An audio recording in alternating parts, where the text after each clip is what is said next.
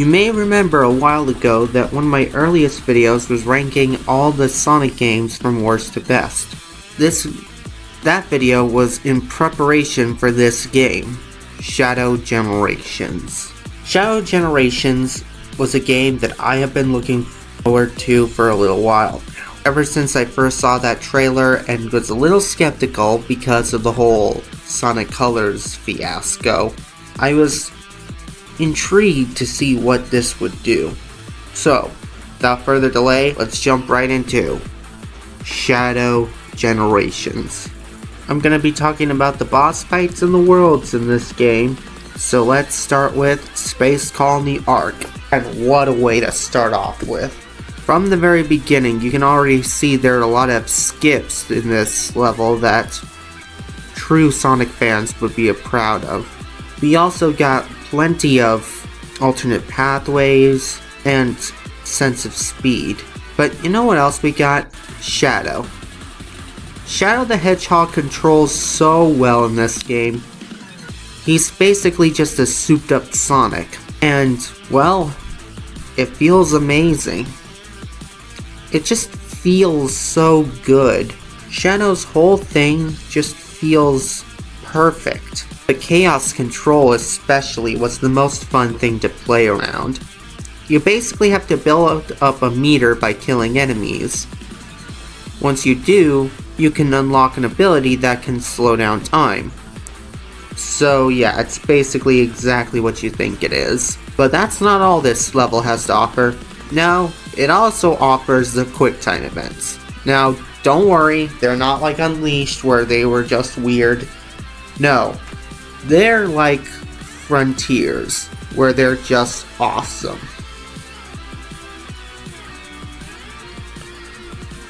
Man, just look at that.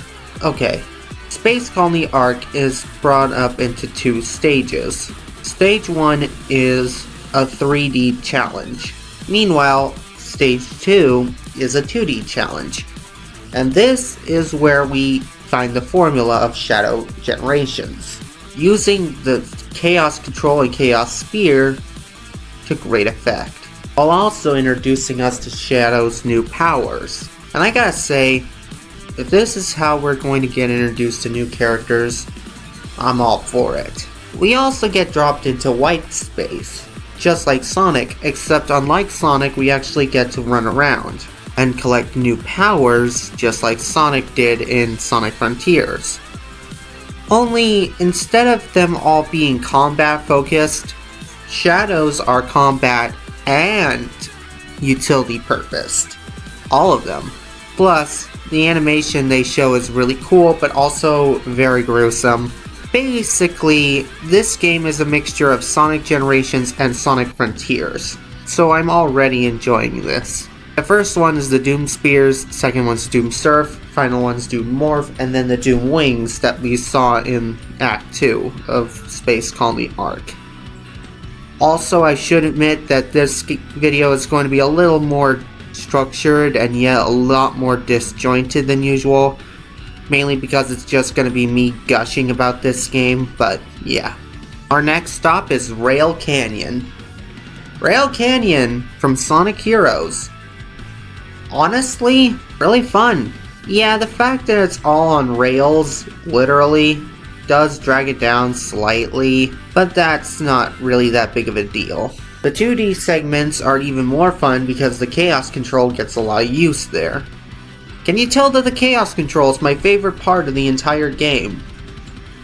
I also love the segments where Shadow gets thrusted into this weird dimensional zone by the Doom Eye. It is so incredibly ethereal, and yet it just feels perfect. I also really like how the acts are all strung together. Basically, think of them as like the cyberspace levels from Sonic Frontiers. But if you remember my video and everyone else's videos, you would know that the cyberspace levels were the one thing that people complained about. And unfortunately, rightfully so, they were kind of lame. Not here though. Here, they're the main focus. And yep, they nailed it. Rail Canyon is all about reaction times. but it's only the second level, so it doesn't go too hard on you. Also, the animations are so cool in this game. Like, that right there was so satisfying. And note, none of this footage is mine. I did play it on the Switch, which is probably the worst version of this game. But if it still looks really good and I can praise its animations, then that's saying something. But one thing I need to mention is the bosses. The bosses are spectacular and almost throw Frontiers out of the water. Yeah, I'm just gonna say it. These have a little more substance than Frontiers' bosses, while having the same amount of style. Maybe I should do a boss ranking, although that would really be an undertaking. Let me know if you want to see that, but chances are I probably won't do it for a while. But yeah, the Bio Lizard starts off exactly as he did in Sonic Adventure 2, but a lot easier in my opinion. And I mean a lot easier. This guy barely puts up a fight at first, but then you grind rail up to his beam, smack it a few times, and then you find out the whole time he was just playing around. And that in reality he could do this. Yeah, this is another thing I really love about the bosses. They're unique spins on old ones. They aren't just the old ones redone again. Looking at you, Sonic Forces. No, they're brand new ones. And I just love the fact that we can have these old things and take new spins on them. We then get introduced to Kingdom Valley. I probably won't go on for too much longer, but I need to get these two stages out of the way because, oh boy, they're both really bad stages that got huge glow-ups. First up was Kingdom Valley. Great choice. It was not only a good stage that Shadow and Silver and Sonic all went through in Sonic 06, but it was also considered to be one of the favorites of Sonic 06. So to see it return is a natural thing. Also, this is probably the most in-depth stage of them all. Probably not my favorite, but it's definitely the most in-depth. If there's a skip that you can imagine, chances are you can do it. This also makes really good use of the Doom Surf, but nothing could have prepared me for what was going to happen next. For the next level was the infamous Sunset Heights from Sonic Forces. I was not expecting this, and you should have seen the look on my face when I first played this game and saw that the next level was Sunset Heights. I was surprised. Sonic seemed to be doing everything to kind of throw Forces in the dirt, and now here comes a new game where Forces is not only mentioned, but is now having a whole level dedicated to it, showing that Sega is not afraid of their history anymore. And yeah, going back to my ranking, I was a little too kind to Forces when I first played it, but I gave it that ranking because it was fun. Yeah, I think Forces is fun. Sonic Brain Rot is real. But this level, this right here, plays just like how I imagined it would play. Geysers shooting up, skips everywhere, dangerous segments, and heck, here's my favorite part, the Death Egg robots in the background actually do something. Yeah, what a novel concept. And it covers all the segments of Sunset Heights. From classic Sonic to modern Sonic to even the Avatar. They don't skip a beat when it comes to this level, making it one of my favorites, actually. Now, I could be biased because I'm a Forces defender, but even I'll admit that Forces was not a very good game, and I'm mainly defending it because I like the idea of Forces. But this game really shows what Forces could have been, and I think that's special. Of course it does get interrupted by another one of these segments, but I'm not picky. We got to play in Sunset Heights again, but this time in a good game. And you know what? If you were going to bring any level from Forces, that was the one. I just realized that I spent way too long talking about a Forces level. Let's fix that. With the boss fight, Metal Overlord. Yeah, never thought we'd see this guy again, but here he is, and I love it. Not only do we fight him in a completely unique way, never seen before, doom surfing, but we also get to fight him, but it's also just like the Titan fights in Sonic Frontiers, but you actually need to do something. Basically Think Night, except not as frustrating. It is just that good. Now, the sad thing is, there is a Frontiers level, but we don't get a Frontiers boss. I mean, that's a bit of a shame, but okay. Although you really want to know where I get a little disappointed, we are teased with the idea of a Sonic the Hedgehog boss battle, and we don't get it. Sonic and Shadow clash in this cutscene, and while it's amazingly done and it has a nice callback to Sonic Adventure 2, it's also just a cutscene. Admittedly, really cool, and it does happen in Sonic Generations where you fight Shadow, and I get it, Shadow's supposed to lose the fight, so a boss fight where you beat Sonic and then the game says no you didn't would not be very good, but it was right there, guys. It was right there. Why do you have to tease us with this? Still though, really cool cutscene. The penultimate level of Shadow Generations was Chaos Island. And I was very confused by this level when I first played the game. Not because it's a bad level in a good game, no. Quite the opposite, it's a really good level. But why is this here? Now, I kinda get it. We have Sonic Forces and Frontier stuff left over, so why not reuse the assets? But why? Why Sonic Frontiers? Shadow wasn't even in that game. Shadow was barely mentioned in that game. So to suddenly see him going through this level feels a little off. It feels more like we are reusing assets for the sake of saving money than actual story reasons. Yeah, you can argue that Sonic Frontiers was like that too, and by that I mean Sunset Heights. But I let that one slide because Shadow actually did canonically go through Sunset Heights in one level, and arguably did more in that level than Sonic ever did. So, yeah. Plus, they also made it better, so I gave it a pass. But I'm not going to give a pass to Chaos Island, because Shadow never came here. So it makes no sense. Why is Shadow here?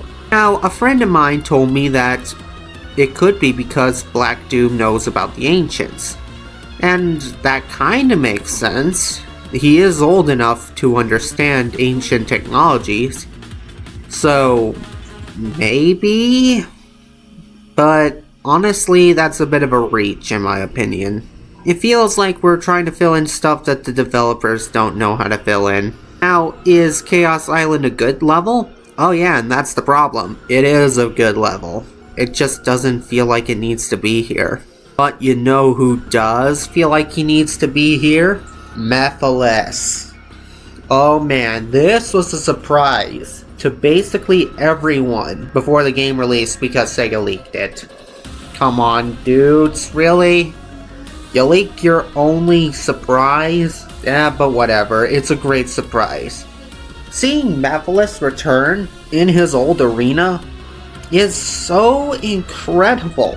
Now the boss itself, I will admit, is the weakest one, and that's by Shadow Generation standards, so that means it's really good. But even though it's the weakest, it's also the deepest, because Mephiles says he just wants to exist again. So that means that he's trying to take Shadow's place within the timeline so he can come back into an existence. It's actually kind of deep when you think about it. Mephiles no longer wants to conquer the world, he just wants to come back into existence because Sonic 06 was erased from the timeline. But Shadow doesn't give him the chance because he knows what will happen if he does. But yeah.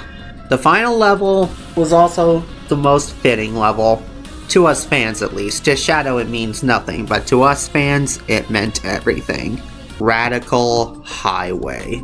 Yep, all those weird city levels that we kept getting transported to, Radical Highway this whole time. Radical Highway, looking like this, is just so beautiful and yet so weird at the same time.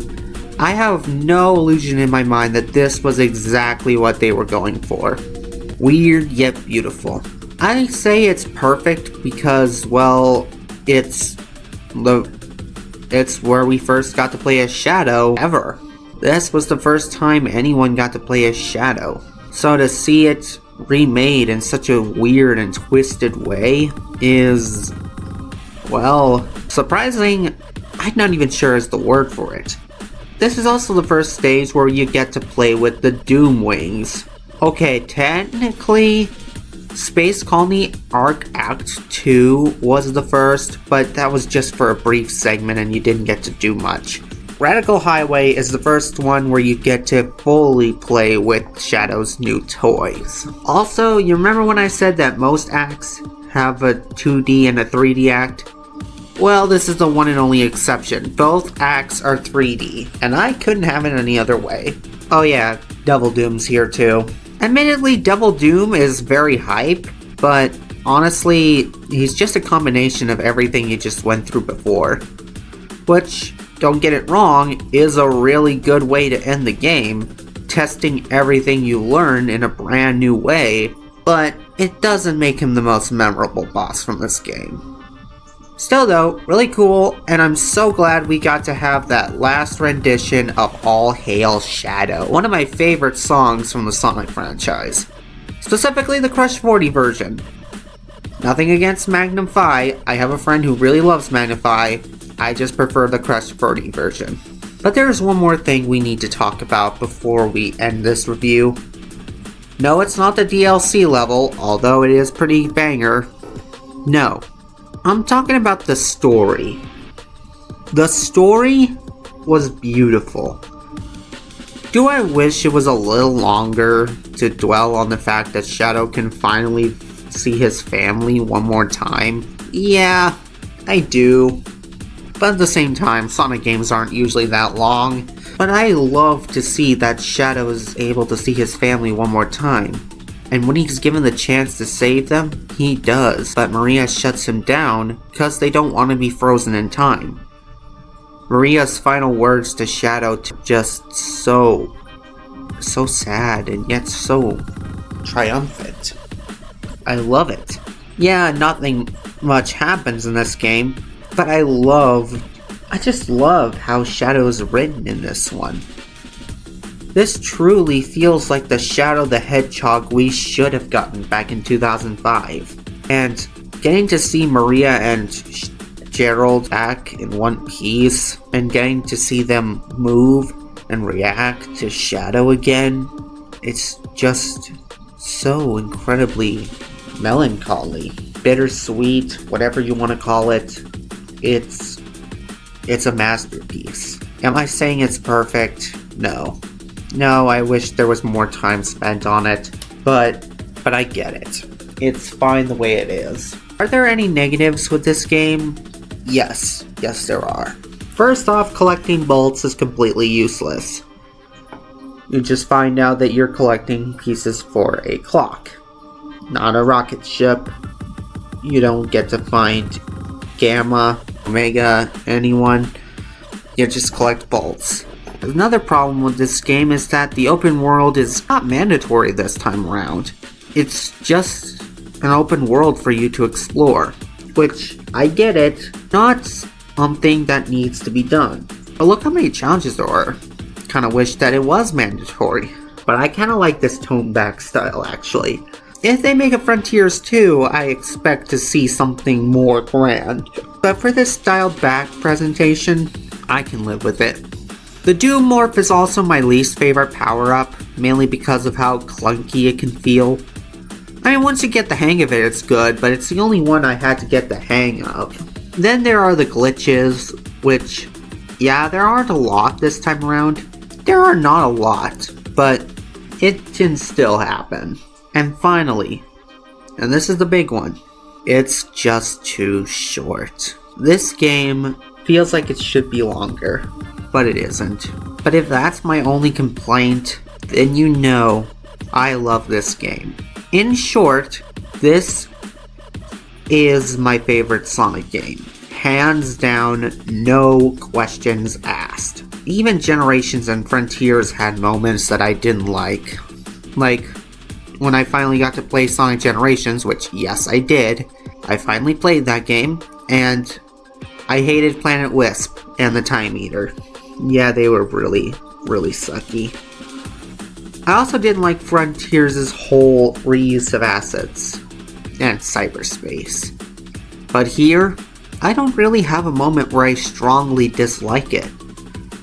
Every moment where that is the case is in the open zone, and the biggest moment where that's the case is Chaos Island. But that's less of I hate it and more of just why is it here? So yeah, in short, should you play Shadow Generations? Well, isn't it obvious? Yes, of course you should. If for no other reason that you should be able to experience Shadow in a whole new way. And no, this game is not sponsoring me. This is just how I feel. If it was sponsored, I would have said that. I don't think I will accept any sponsorships, but there is one problem with this game. And it's one that I learned about recently. And that is, because this game exists now, Sega has delisted the original Sonic Generations from Steam. Was that a scummy move? Well, yeah, of course it was. But I say this is a fine enough replacement, unlike Sonic Origins. Still though, I wish you'd give people the choice and not just take away their toys. All that hard work modding Generations gone down the drain. So yeah. Other than that, this is a great way to experience Sonic Generations. And if you want to see Sonic Generations again, go ahead and play it. But then, after you're done with Generations, play this game. Play this game. It is bundled free with this game, and it is so good. So anyway, I have been the Gamer Nerd, and thank you for watching.